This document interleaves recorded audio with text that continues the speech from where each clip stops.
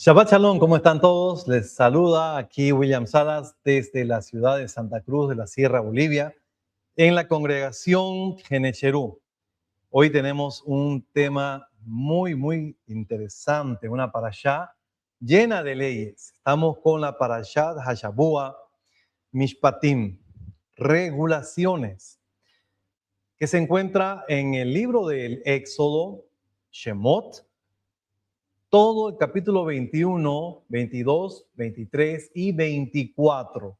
Son varios capítulos, en total 118 versículos. Es la porción número 18 de la Torá, de un total de 54, y la sexta del Sefer Shemot, que son 11 parashot. Con esta parashá se termina lo que es las porciones conocidas como Shobabim. Esta es la distribución de las parashot. Lo que ven ahí con las crucecitas es, es un indicador que así está en las clasificaciones cristianas, según sus versículos. Y tenemos dos tradiciones de la Haftará, que en esta ocasión nos toca leer Segunda de Reyes. En la tradición ashkenazí tenemos 17 versículos porque empieza desde el versículo 1 del capítulo 12 hasta el 17. Pero en la tradición sefardí tenemos que empieza desde el versículo 17 del capítulo 11. Un poquito más atrás son en total 21 versículos. En el Brit Hadashah podemos reforzar leyendo Marcos 12 del 35 al 44. Pero ¿por qué tenemos esta pequeña diferencia? Y ahora si se dan cuenta, algunos no se dieron cuenta, pero el maftir generalmente lee los últimos versículos de la parashá. Pero si se fijan en la alía número 7, el último versículo es el 18 del 24 y el maftir son 6 versículos en el capítulo 30. Hay un pequeño cambio. ¿Por qué razón? Porque estamos hoy en una semana, en un Shabbat muy especial. Es gracias, hermana. En primer lugar, estamos en Shabbat Mevarjim. ¿Por qué es Shabbat Mevarjim? Porque esta es el último Shabbat del mes de Shevat. El último Shabbat, eso fue. Pero también este Shabbat se denomina Shabbat Shekalim. Vamos a tomar esas consideraciones entonces. Como es el último Shabbat del mes de Shevat, se denomina Shabbat Mevarjim. Pero también es Shabbat Shekalim. Y por eso el Maftir y la Haftará son especiales, se leen otras cosas. En el Maftir se lee una porción en donde leemos acerca de el medio shekel que se daba cuando se hacía un conteo a las personas, no se podía contar directamente. En la Haftará también se refiere a una situación en la que se hizo un conteo y el rey mandó contar y bueno, mandó hacerlos de acuerdo a lo que estaba estipulado en la Torá. El mes que inicia en Yom Revi'i, los que no sepan qué es el día cuarto, que corresponde a nuestro miércoles, este miércoles 18 de febrero, desde el martes al atardecer, quiere decir esto, al anochecer, si quieren verlo así, es el 12º mes, que se conoce como Adar. La muerte de Moshe Rabenu se conmemora el 7 de este mes y cae el martes 24 de febrero, desde el lunes al amanecer, por supuesto. En Yom Shlishi es martes, el 14 de Adar, que coincide con el 3 de marzo, desde el lunes al anochecer se conmemora Purim. Este año no hay Adar Sheni, o sea, no hay un segundo Adar. ¿Qué significa? Que termina este mes y vamos a saltar directo a Nisan. Las Arba Parashiot, las 4 porciones. A medida que nos vamos acercando al comienzo del mes de Adar, debemos ir preparándonos para la lectura de las 4 porciones especiales. La primera es la Parashat Shekalim, que se lee en la semana anterior a Rosh Chodesh Adar, o si cae en el mismo día, ahí mismo. Parashat Zahor se lee antes de Purim, o sea, la siguiente. Parashat Pará después de Purim, y finalmente Parashat HaHoshech en el Shabbat previo al mes de Nisan o en Rosh Chodesh Nisan mismo. Nuestros sabios decretaron que en estos 4 Shabbat especiales se saca del Aarón HaKodesh otra copia, otro Sefer Torah, y se lee ahí el Maftir. Del primer Sefer se lee la Parashá normal, pero del segundo, como les dije, se lee en el Maftir la porción correspondiente, la porción especial. Y además de estos 4 Shabbatot, en lugar de leerse la Haftará, también es reemplazada por una Haftará especial relacionada con la temática de la lectura adicional o especial. Y en el caso que el año sea embolismal, quiere decir que tiene un Adar Sheni, las 4 porciones se deben leer en el segundo Adar, ya que nosotros consideramos que el mes que se agrega es Adar el primero y no el segundo. Pues esta semana es entonces también Shabbat Shekalim, que es el Shabbat anterior, como ya dijimos, a Rosh Chodesh Adar. Se conoce como Shabbat Shekalim. ¿Por qué? Por el medio shekel que se daba en el templo. Porque esto fue algo que se instituyó en Israel. El dinero era usado en primera instancia para adquirir el ganado para el sacrificio y otras cosas como el mantenimiento del templo y la ciudad. Era un impuesto anual conocido como el Mahatzit HaShekel. Debía entregarse el 1 de Nisan, un mes antes. El 1 de Adar, los tribunales comenzaban a enviar recordatorios sobre esta obligación. En conmemoración a esto, la lectura de la Torá en el Shabbat que cae en o antes de Adar es completada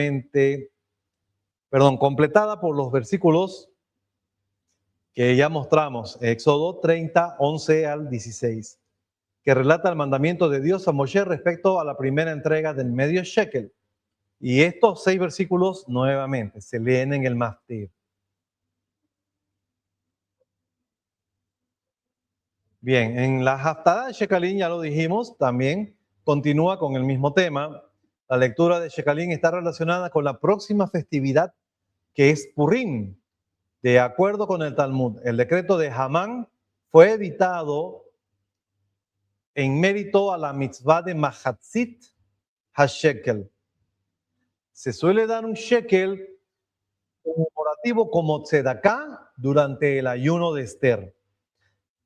Cuando en un año este Shabbat cae exactamente en Rosh Chodesh, en la sexta aliyá se lee combinada con la sexta y la séptima. Y se lee el pasaje de Bamidbar. Esto es cuando es un Shabbat Rosh Chodesh. Muy bien, ahí vemos un calendario. En el año pasado, Shabbat Shekalim nos cayó en la Parashat Terumá. Esta vez nos cae en la Parashat Mishpatim. El año que viene va a caer en la Parashat Vayakhel, que es la que viene a continuación. No, es Terumá la que viene a continuación. Ok, vamos a entrar entonces al estudio de la Torá. Y dando gracias al Eterno, decimos, Baruch atah Adonai, Eloheinu melech haolam, asher kideshanu bemitzvotav etzivanu al divrei Torah. Bendito eres tú, Eterno, nuestro Dios, Rey del universo, quien nos santifica con sus mandamientos y nos ha ordenado con respecto al estudio de las palabras de la Torá. Aquí tenemos el panorama de la Torá. Vemos donde apunta la manito. Ahí está el inicio de la parashá. Entonces vemos que empieza en el final de la primera columna. En la anterior se puede apreciar todavía los 10 mandamientos o la segunda parte de ello. En la segunda columna vemos también varios espacios, eso se los denomina porciones cerradas. Y son en total 6 columnas, donde la sexta columna también termina en el tercio superior de esta hoja, en este caso de este Sefer Torah. Muy bien, el primer versículo dice, es cortito, Ve'ele hamishpatim asher tasim lifneihem, que es lo que quise traducir. Y estas son las regulaciones que les pondrás a su consideración. No quise usarla esa palabra porque suena como a ver si lo quieren o no lo quieren. No. Lo que quiero decir aquí es, delante de ellos, se los estoy poniendo para que lo consideren y por supuesto lo cumplan. Muy bien. Ve'ele. Esa vav del ve'elet, que es una conjunción que dice y estas son, ustedes saben, la vav es el elemento, la letra de la conjunción, que es conjunción cuando yo uno dos ideas o conceptos. En español usamos la palabra y, ¿no es cierto? Cuando tenemos una pareja, por ejemplo, Franz y Gaby, estoy haciendo una sola idea, conjuncionando dos. Tiene una forma de ganchito porque eso es lo que justamente significa, clavo o gancho. Engancha dos conceptos o ideas. ¿Y por qué está aquí? Porque pudo haber empezado el hamishpatim. Bueno, estas son regulaciones. Pero decir ve'ele y estas son regulaciones, nos está diciendo que esto que viene a continuación está conectado a lo anterior, a los 10 mandamientos. No piensen que porque los 10 mandamientos se dieron esos 10, que son lo principal y lo primero. No, toda la Torah, todos los mitzvot tienen el mismo rango. Algunas cosas nos parecerán más importantes que otras, pero para el Eterno, toda instrucción se tiene que cumplir y es igual de importante. De tal modo que se nos dice que si fallamos en tan solo uno, es como si hubiéramos fallado en todos. Entonces, estas leyes, regulaciones, están conectadas con lo anterior. Hamishpatim, las regulaciones, viene del plural mishpat. Y de ahí viene la palabra shofet, que es un juez. Es alguien que administra justicia, que también la regula o la explica. Entonces, ¿pero qué tipo de justicia? Es una justicia que tiene que ver entre una relación entre mi persona y mi prójimo. Por eso es que los sabios dividen a los mandamientos, a las mitzvot del Eterno, en 3 tipos de mandamientos. La más grande, lo primero, son los mishpatim, justamente. ¿Cuáles son los mishpatim? Son aquellas cosas que nos pueden resultar odiosas si me las hacen a mí, cosas desagradables, y por eso no debo hacerlas.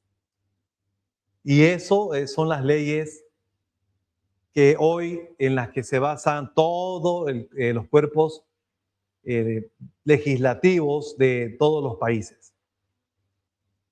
El otro grupo de leyes son los hukim, que son esas leyes que las tengo que obedecer, no necesariamente sabiendo por qué las tengo que obedecer, solamente porque el Eterno me lo dijo y punto.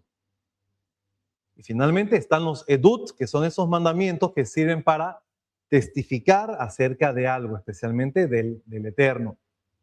Por ejemplo, un hok es el de la paráduma, la vaca roja, que no se entiende precisamente cómo es que es el mecanismo, Pero el Eterno nos dice, bueno, hagan esto y va a suceder esto otro. Tenemos que creerlo como sea. Un mandamiento que es también un hog, pero pasa también por un edut, es el Shabbat, porque Shabbat da testimonio acerca de algo. Y si lo guarda una persona o no lo guarda, a no ser que sea judía, no es malo ni bueno. ¿Dónde podemos decir que una persona es buena o mala, una persona en general, si cumple o no cumple mishpatim? ¿Entienden? Pero si cumple los edut y los hukim, no solamente es buena, sino también es obediente. Asher tasim, que yo levanto, pero para poner delante de ustedes. O sea, se los estoy poniendo ahí, ¿para qué? Para que los estudie, los analice, los acepte. En esta parashá hay una declaración crucial en el judaísmo, y es cuando aceptamos todo lo que nos viene de parte del Eterno, toda instrucción, toda ley, y decimos, Naaseh venishma, haremos y oiremos. Entonces, actuamos, no importa, está ahí, y luego vamos a analizar, vamos a estudiar, vamos a escuchar atentamente de qué trata, pero directamente yo me voy a obedecer. La obediencia está primero por delante de la comprensión. Esta parashá tiene muchísimos preceptos. Están desde el precepto número 42 hasta el precepto 94. En esta parashá aprendemos acerca de las leyes del siervo hebreo. También hay preceptos de la designación para el matrimonio a la sierva hebrea. Bueno, no los voy a leer todos porque miren, está muy extenso para leerlos uno por uno. Hay leyes sobre las multas, sobre establecer cortes de justicia, sobre el afligir a un huérfano, pero también vamos a encontrar que esta parashá no solamente contiene cosas que me hacen bueno o malo, también tiene Jukim y también tiene Edut. Porque, por ejemplo, aquí tenemos la prohibición de comer la carne de un animal despedazado por animales, que se encuentra en Éxodo 22, versículo 30 en las Biblias cristianas. ¿Eso me hace bueno o malo? Si yo hago algo así, ¿perjudico a mi vecino? No, solamente me perjudica a mí. Pero puede ser que el animal que coma no me haga daño, pero si fue despedazado por un animal, seguramente ese animal ya estaba con rabia, tenía alguna enfermedad. Entonces, fíjense que en este caso también implica el respeto, no solamente a un tercero, sino también, o a una segunda persona sería, ¿no? A mí. Y es por eso que en esta parashá se encuentra el mandamiento también de que hay que respetar a su vecino, amar a tu prójimo como a ti mismo, que también se encuentra en el Sefer del libro de Éxodo. Porque me tengo que también cuidar a mí. Tenemos los preceptos de sacrificar la ofrenda del Pesaj. Tenemos los preceptos de traer las primicias a la tierra de Israel. Eso ya no afecta físicamente a algo, a alguien, sino ya espiritualmente. Ya pasa entonces de ser un mandamiento que va por el lado de los mishpatim. Tenemos varios preceptos entonces en esta parashá. Pero